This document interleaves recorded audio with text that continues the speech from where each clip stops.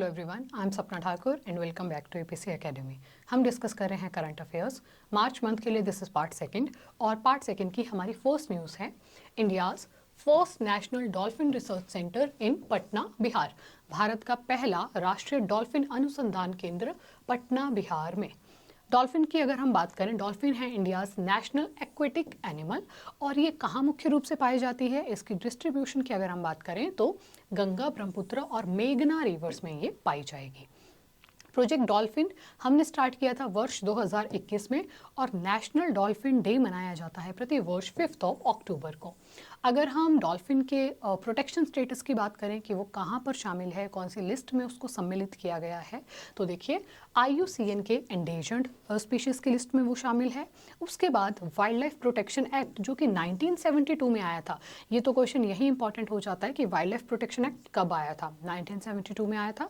उसके शेड्यूल 1 में डॉल्फिन्स को सम्मिलित किया गया है और साइट्स के अपेंडिक्स 1 में डॉल्फिन शामिल है। रिसर्च सेंटर कहाँ ओपन हो रहा है? पटना, बिहार में।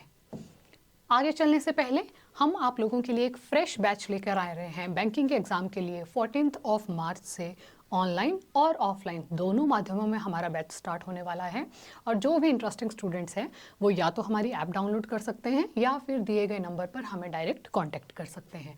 बैंकिंग के साथ साथ ही 14 मार्च से ही हमारा सीटेट का न्यू बैच स्टार्ट हो रहा है जो ऑनलाइन माध्यम में रहेगा और उसके लिए भी आप हमारी ऐप डाउनलोड कर सकते हैं या फिर हमें दिए गए नंबर पर कॉन्टैक्ट कर सकते हैं। आगे चलते हैं, हमारी नेक्स्ट न्यूज़ है France only country to explicitly guarantee abortion as constitutional right. France संवैधानिक अधिकार के रूप में गर्भपात की स्पष्ट गारंटी देने वाला एकमात्र देश। अब हम बात करते हैं कि फ्रांस ने जो रिसेंटली ये गारंटी दी है इसके फेवर में और अगेंस्ट में क्या क्या आर्गूमेंट्स हमारे सामने दिए गए। पहले बात करते हैं आर्गूमेंट्स इन फेवर की कि क्या कह रहे थे, कौन से ऐसे तथ्य थे जो ये कह रहे थे कि आपको उन्हें राइट दे देना चाहिए। देखिए, पहला था abortion rights are essential to uphold a women's autonomy and bodily integrity. दूसरी बात ये denying abortion jeopardize women's health, freedom and equality. यानी कि अगर मान लीजिए किसी महिला को आप अबॉर्शन से मना कर रहे हैं तो आप उसकी स्वतंत्रता पर, उसकी इक्वेलिटी पर आप एक तरह से रोक लगा रहे हैं और इंडिविजुअली जो एज अ पर्सन वो ग्रो करना चाहेगी आप उसको भी रोक रहे हैं। तो ये तो थे फेवर में कि हमें अबॉर्शन के अधिकार महिलाओं को कंप्लीटली दे देने चाहिए। अगेंस्ट में क्या था? आर्ग्यूमेंट अगेंस्ट में हमारे सामने था terminating a pregnancy is equivalent to taking human life. यानी कि अगर आप अबॉर्शन करते हैं तो आप किसी की मृत्यु करने जितना अपराध कर रहे हैं और महिलाओं को इस प्रक्रिया के दौरान काफ़ी ज़्यादा साइकोलॉजिकल और इमोशनल इम्पैक्ट से भी गुजरना पड़ता है। बट स्टिल इन सब बातों को साइड रखते हुए फ्रांस ने फाइनली वुमेन्स को जो अबॉर्शन राइट्स है वो गारंटी कर दिए हैं और ऐसा करने वाला वो पहला देश भी बन गया है। अगर हम भारत की बात करें कि भारत में अबॉर्शन से रिलेटेड क्या क्या रूल्स एंड रेगुलेशंस हैं, तो देखिए भारत में medical termination of pregnancy which is also known as MTP act of 1971 है, permits licensed doctors to perform abortions. अब 2021 में उसमें अमेंडमेंट किया गया। क्या क्या चेंजेस उसमें किए गए? The opinion of 1 doctor is required up to 20 weeks of gestation. अगर तो 20 हफ्तों के पहले आप अबॉर्शन करवाना चाह रहे हैं तो आपको एक डॉक्टर की परमिशन चाहिए, परंतु अगर 20 से ज़्यादा और 24 हफ्तों के बीच का समय हो चुका है तो आपको कितने डॉक्टर्स का ओपिनियन रिक्वायर्ड है? 2 डॉक्टर्स का आपको इसमें ओपिनियन रिक्वायर्ड होगा। सुप्रीम कोर्ट की अगर हम कुछ जजमेंट्स की बात करें वो इसके संबंध में क्या कहता है? Unmarried women has same rights to abortion as married. ये उन्होंने फर्स्ट जजमेंट दी थी कि कोई अविवाहित महिला है अगर वो प्रेग्नेंट है तो उनको सेम अधिकार मिलेंगे मैरिड वुमेन की तरह। और दूसरा, rape under MTP act also include marital rape. अगर वैवाहिक जीवन में जबरन कोई प्रेग्नेंट हो जाती है महिला तो उस शब्द को शादी का नाम देकर ऐसा नहीं होगा कि वो बच्चा उसे रखना ही रखना पड़ेगा, उस कैटेगरी को भी मैरिटल रेप के तहत काउंट किया जाएगा। नेक्स्ट न्यूज़ हम आगे देखते हैं। अगली न्यूज़ हमारी है अ सिटिंग जज of Calcutta high court resigns and announces his decision to join politics. Calcutta उच्च न्यायालय के एक मौजूदा न्यायाधीश ने इस्तीफा दे दिया और राजनीति में शामिल होने की घोषणा की। अब ये न्यूज़ हमारे लिए इंपॉर्टेंट क्यों हो जाती है? तो देखिए हमारे संविधान के पार्ट 4 जिसमें मेंशन है DPSP, डीपीएसपी में एक आर्टिकल है और ये जो उन्होंने काम किया ये आर्टिकल ब्रीच करता है आर्टिकल 50 ऑफ द कॉन्स्टिट्यूशन। अब आर्टिकल 50 ऑफ डीपीएसपी क्या कहता है? ये कहता है कि state shell separate judiciary from the executive, यानी कि न्यायपालिका को कार्यपालिका से अलग रहना चाहिए। इसका क्या मतलब है? अब देखिए, जो हाई कोर्ट के जज हैं वो अभी किस में हैं? वो अभी हैं जुडिशरी में। और अगर वो जुडिशरी को छोड़कर न्याय एग्जीक्यूटिव में यानी कि कार्यपालिका में आ रहे हैं, तो इसमें क्या हुआ? सेम ही पर्सन पहले न्यायपालिका का हिस्सा और सेम ही पर्सन अब कार्यपालिका का हिस्सा।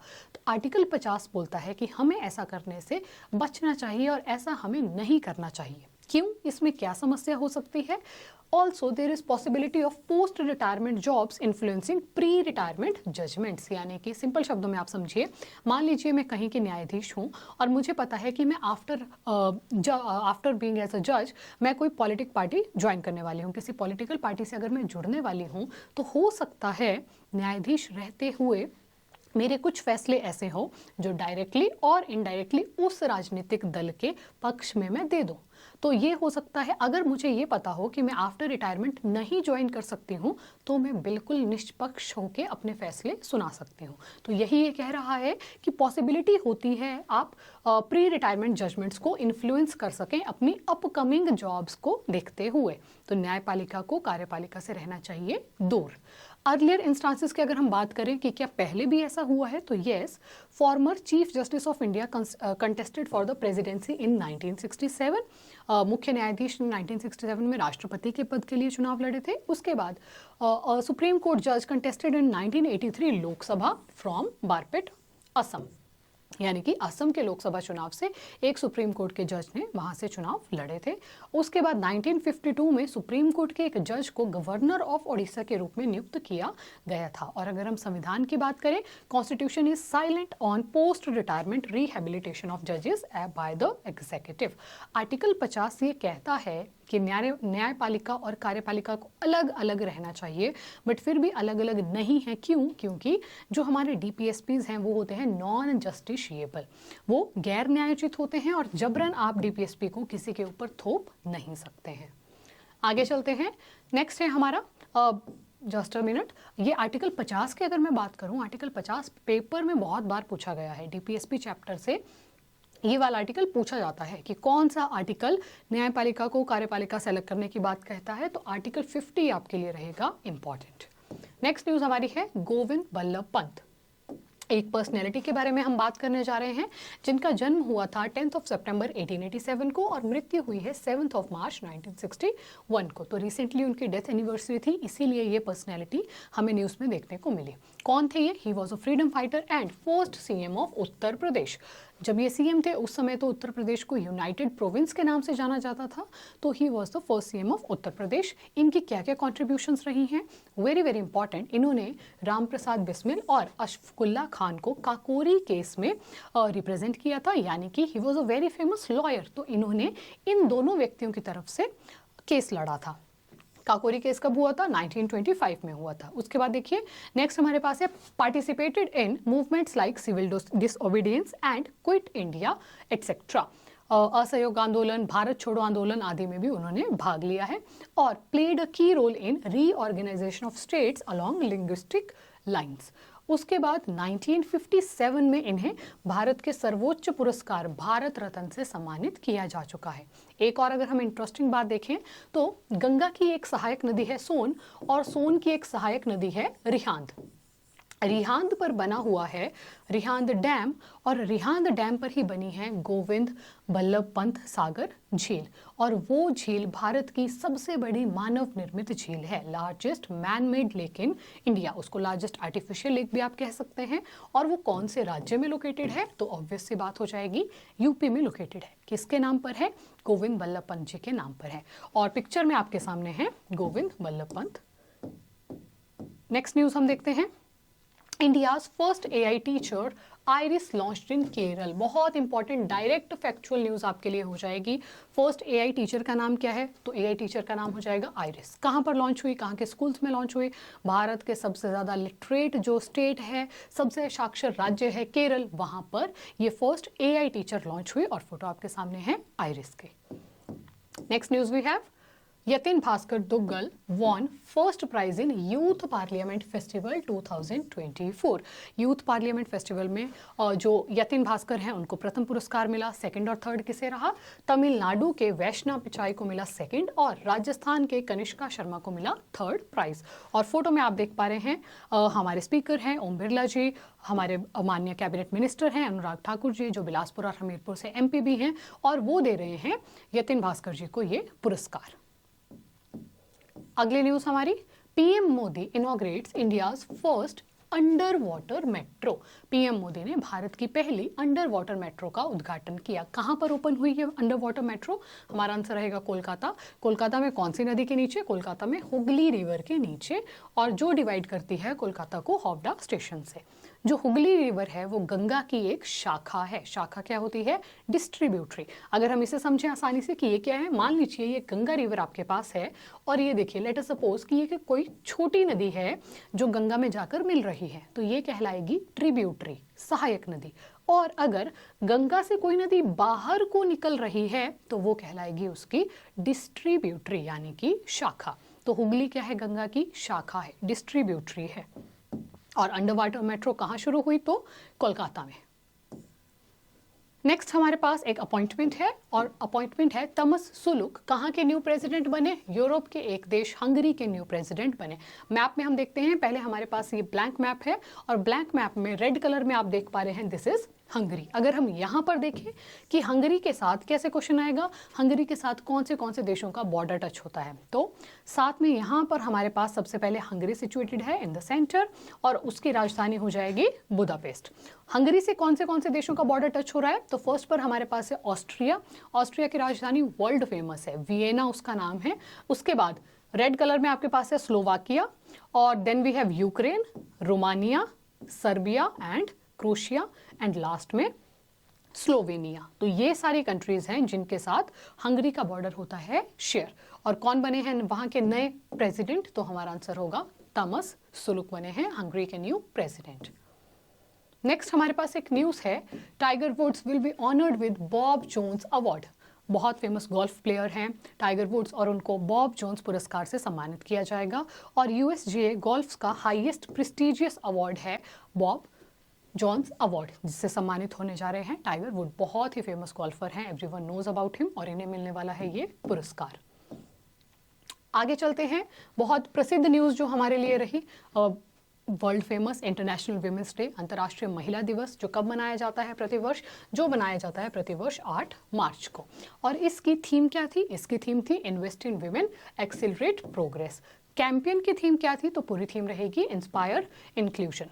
और ये जो दिन है ये क्या करता है? This day marks our collective efforts to achieve gender equality. Bharat की क्या बात करें, पूरा विश्व बहुत ज़्यादा डेवलप हो चुका है, बट जेंडर इक्वलिटी एक चीज़ है जिसमें हम अभी भी वहाँ तक नहीं पहुँच पाए हैं। अगर जेंडर इक्वलिटी की बात करें, जो सस्टेनेबल डेवलपमेंट गोल नंबर 5 है वो बात करता है कि जेंडर इक्वलिटी होनी चाहिए। और एक बहुत फेमस रिपोर्ट जिसका पब्लिकेशन होता है ग्लोबल जेंडर गैप रिपोर्ट, और ये रिपोर्ट क्या कहती है कि अभी हमें 131 वर्ष लग जाएंगे।